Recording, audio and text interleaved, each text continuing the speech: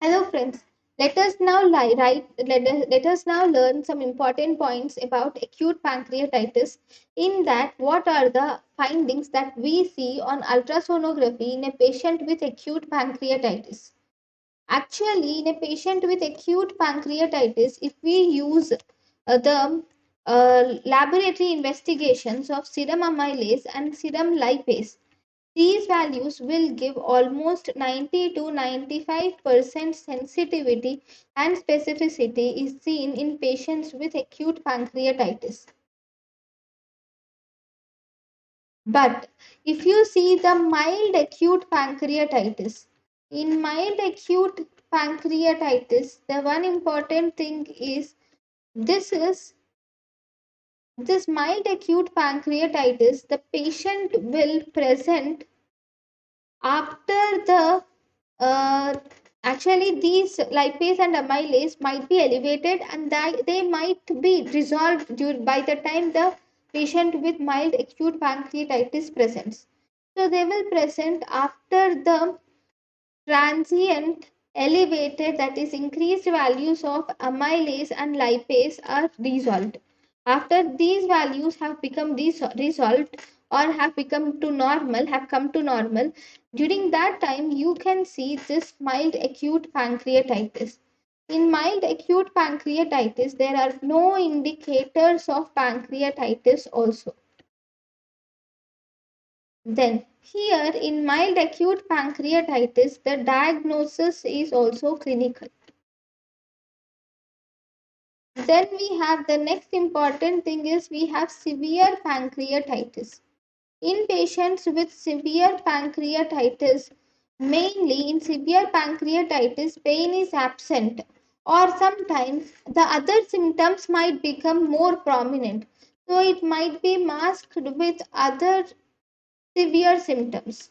Either the pain is absent or it might be masked with other severe symptoms. During this time, the diagnosis may be missed in patients with severe pancreatitis. So, always, if you think of pancreatitis, first and foremost, you should scan the patient for gallbladder. You should scan and also you should scan the bile duct. Gallbladder and bile duct should be scanned for these patients for stones. And we should also scan the entire pancreas for stones. And we should also scan the presence of peripancreatic pathology. That is the disease around the pancreas. We should scan the peripancreatic pathology if there is any in the lesser sac, or we should scan it in the anterior presence of this pathology in anterior pararenal spaces, or if the pathology is present in transverse mesocolon. If this pathology is present in lesser sac, anterior pararenal spaces, or in transverse mesocolon, here we should scan the pathology.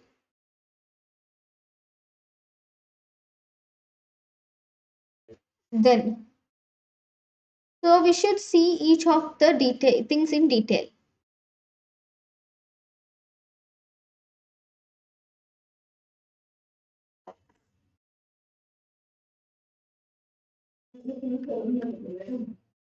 Now, in the in the ultrasound scan,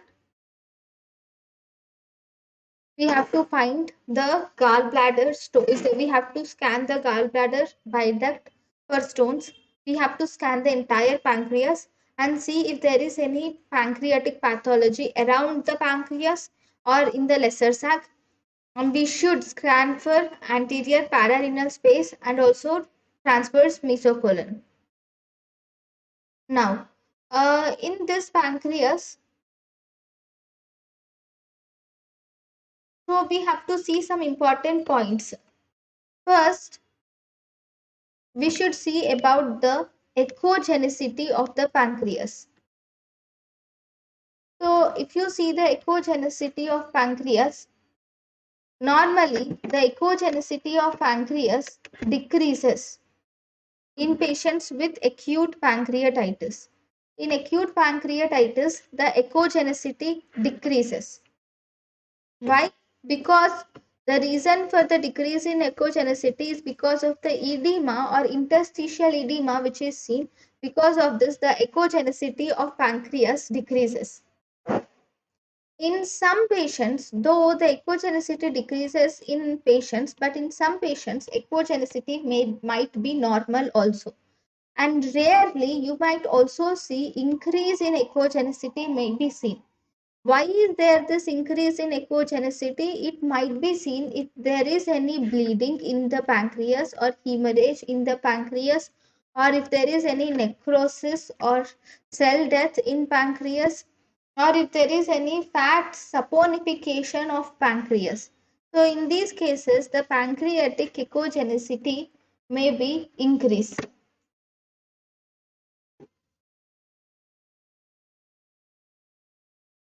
And then in acute pancreatitis, sometimes we might see a focal increase in echogenicity.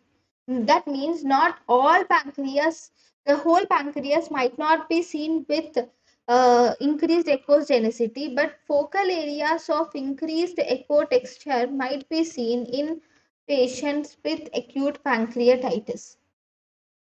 Next, the second feature of acute pancreatitis is enlargement of pancreas. The pancreatic gland enlargement is almost present in patients with acute pancreatitis. This is universal in patients with acute pancreatitis, but it is actually difficult to judge the patients with acute pancreatitis to have the enlargement of pancreas.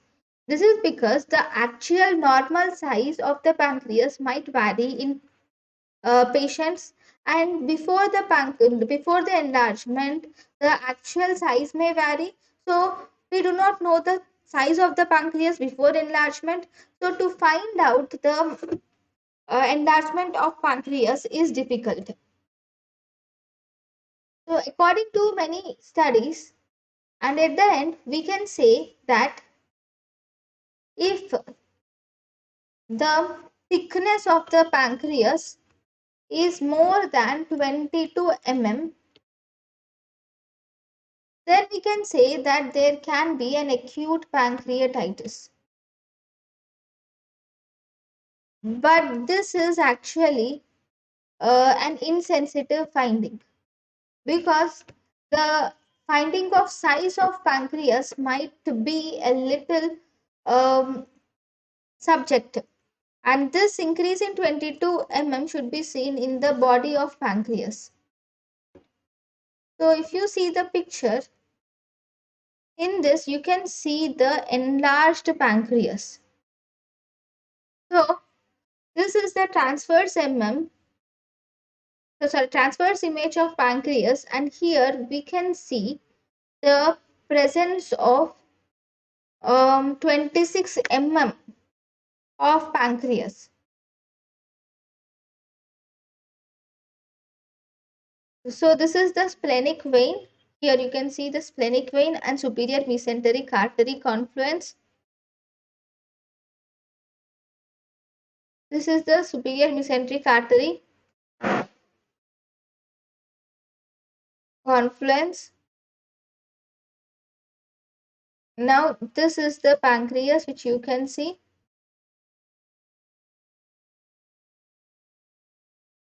And here you can see the inflammation. This is pancreas, and you can see the inflammation present here. And this is the confluence of splenic vein and superior mesenteric artery. Sorry, superior mesenteric vein, splenic vein and superior mesenteric vein confluence. This is superior mesenteric artery. This is superior mesenteric artery. This is splenic vein and superior mesenteric vein confluence. This is the pancreas, and this is the inflammation seen around the pancreas. Right. One more important thing is about the decreased echogenicity. As we have seen, the decreased echogenicity is seen in many patients.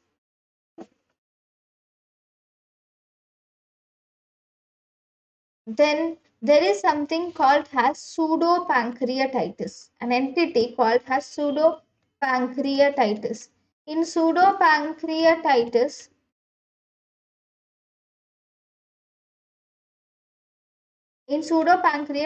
in many patients, you will see decreased echogenicity in many patients of acute pancreatitis. But there is something called a pseudopancreatitis. That is, if the patient has any fatty infiltration of liver. If there is any fatty infiltration of liver, then because the patient has fatty infiltration of liver, you might see that the pancreas appears hypoechoic. This pancreas appearing hypoechoic is because of the fatty infiltration of liver, and this is called as pseudopancreatitis. And this is mainly one thing. So if you see, this is the picture here. If you see, the liver is more echogenic than normal. So because of this, the pancreas echo texture is decreased.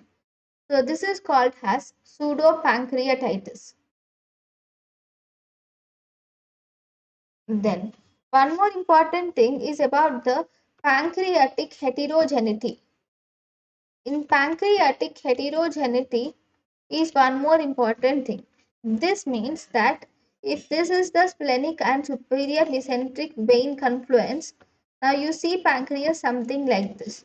Now sometimes you might see presence of focal areas of hypoechoic area may be noted in some patients. So focal hypoechoic areas may be seen in some patients.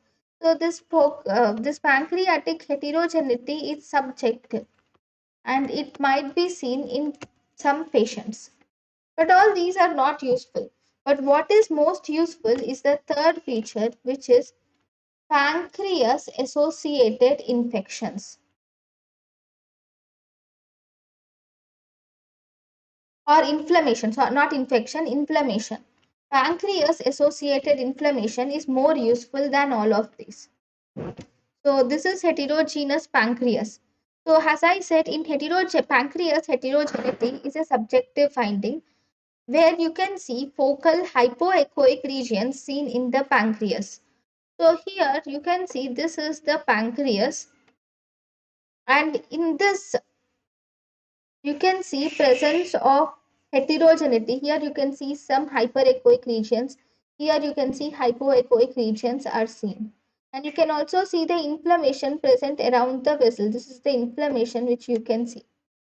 Now here you can see that here the echogenicity is different. It is a little hypoechoic. Here it is different.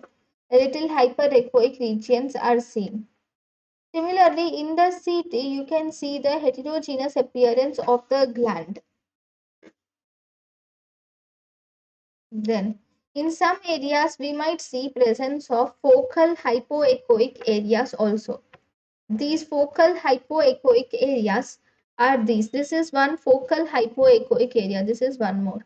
So, these focal hypoechoic areas or heterogeneous pancreas is also seen in acute pancreatitis. So, this is the third finding, which is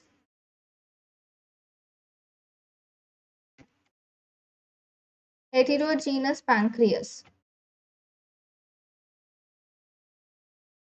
Heterogeneous pancreas. Okay. Then, but these are not much important. But what is more important is pancreatic inflammation. In pancreatic inflammation, it is not just pancreas, in pancreas associated inflammation, not just pancreas, but even the inflammation may be seen in extra pancreatic tissues. So we can see the presence of extra pancreatic inflammatory changes may be seen. So in these patients, pancreas may also be normal.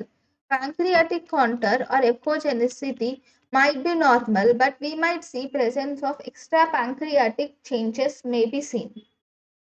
So this pancreas associated inflammation can be either hypoechoic or anechoic. It is either hypoechoic or anechoic. And this pancreas associated inflammation will actually,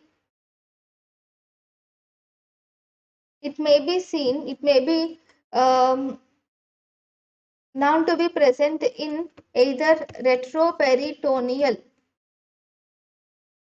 space. So this pancreas associated inflammation is present in retroperitoneal space or either in peritoneal space. So it might be difficult to actually find this inflammation. Okay, along with inflammation, there might be presence of um, fluid also, because inflammation finding may be difficult, but fluid collections are a little easier to diagnose. So easier to find. So we might see presence of fluid collections might also be seen. Whenever there is fluid collections, you might see presence of convex margins might be seen to these collections, and they might be thicker and they are more localized, and thus they might show presence of some mass effect. So this is the picture of acute pancreatitis. Here the pancreas is actually not visible, but you can see this fluid collection which is seen. So this is the kidney. So this is pararenal space, fluid collection is present, and there is ascites is also present in subhepatic space. So we can see the fluid collection seen in this pancreas associated infections or inflammations. In pancreas associated inflammations, we can see hypo or anechoic areas may be seen, along with fluid collection is mostly seen. Then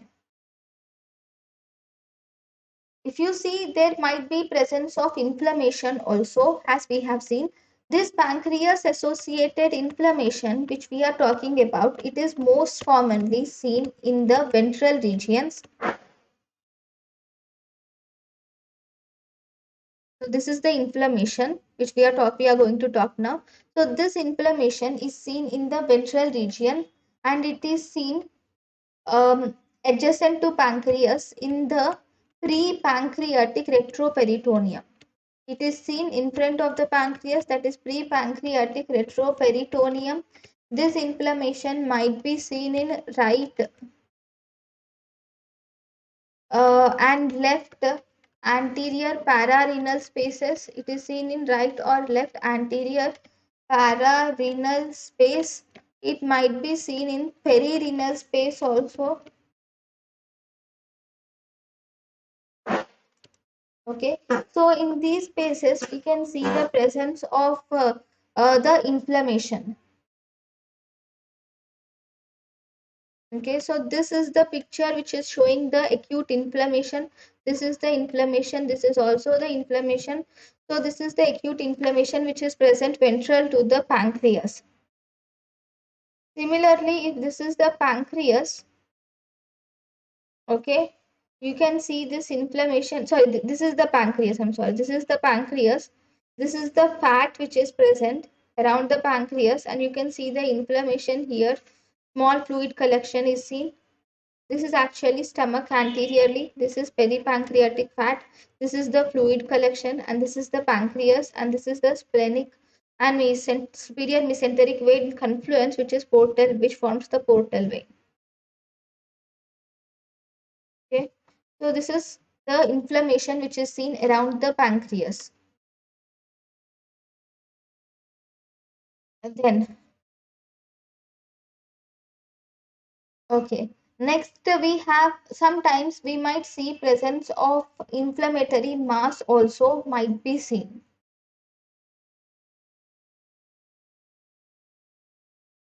There might be presence of some inflammatory mass. This inflammatory mass was previously called as phlegm. May also be seen in some patients.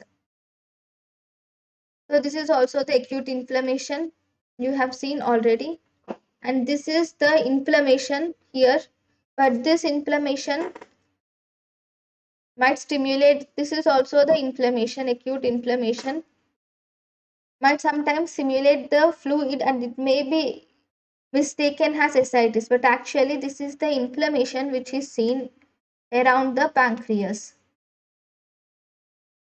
Then this is also the picture showing the pancreatic fluid collection. So here you can see the fluid collection. Here, actually not that visible, you can see the fluid collections. Next, this is the inflammation. Yeah, here sometimes there can be inflammatory mass or phlegm may also be present. Okay, for that this is also inflammation. See, this is the kidney, this is the liver, this is the pararenal area, perirenal area, that is this is the renal. Around the kidney we have perirenal space. Here you can see the fluid and inflammation which is seen here. Yeah, so this is the phlegmons. So if you see here, this is actually an inflammatory, there is inflammation here, hypoechoic area is seen here. So this is seen as an inflammatory mass which is called as phlegmon. So this is the inflammatory mass which is present. This is the inflammatory mass which is seen, which is called as phlegmon, which is also a feature of acute pancreatitis. Then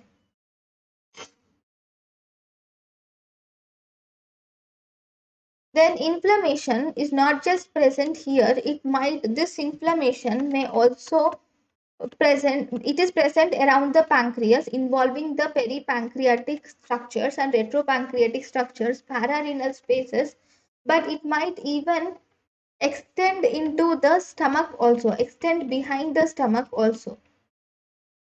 It might extend caudal to the pancreas, that is to the tail region of the pancreas, and it might even extend behind the stomach. And from the stomach, it might even reach the transverse colon also. It might reach the transverse colon also. Then this inflammation might even spread into the perivascular spaces also, that is around the blood vessels. Like it might spread to either the splenic vein, or it might spread to the splenoportal confluence. So it might spread to the perivascular space, like it might spread to splenic vein or splenoportal confluence.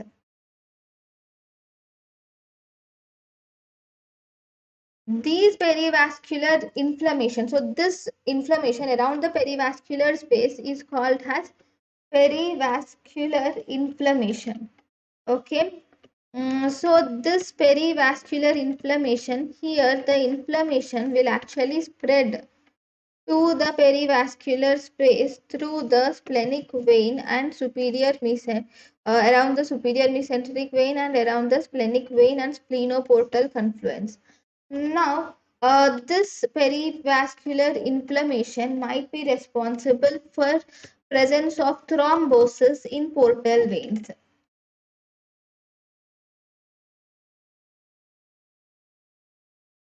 So, because of these retroperitoneal, these findings might also be seen in patients with ascites also. So, if you see, this is the vessel, and around the vessel you can see the inflammation or hypoechoic inflammation seen around the splenic vein. Similarly, this is the inflammation which is seen. Here you can see the inflammation around the transverse mesocolon. This is the transverse colon. This is the inflammation which is seen again. This is the stomach. This is the pancreas. So you can see the inflammation which is seen here. Okay. So this is the vessel. You can see the perivascular inflammation which is seen here. Similarly, here we can see the perivascular inflammation. Here, pancreatitis, so this is the perivascular inflammation, and here we can see the presence of clot also. This is perivascular inflammation, this is the clot which is seen. Here we can see the inflammation, this is Doppler sonogram. You can see this vessel, this is confluence which is seen here, and this is the clot which is seen here. This is the clot, this is the blood vessel. This is the flowing blood vessel, so you can see the blue color. This is the clot which is seen here. Similarly, this is the superior mesenteric vein, and here you can see the clot which is seen. It is not free, right? It has some echogenicity inside. So this is the clot which is seen here.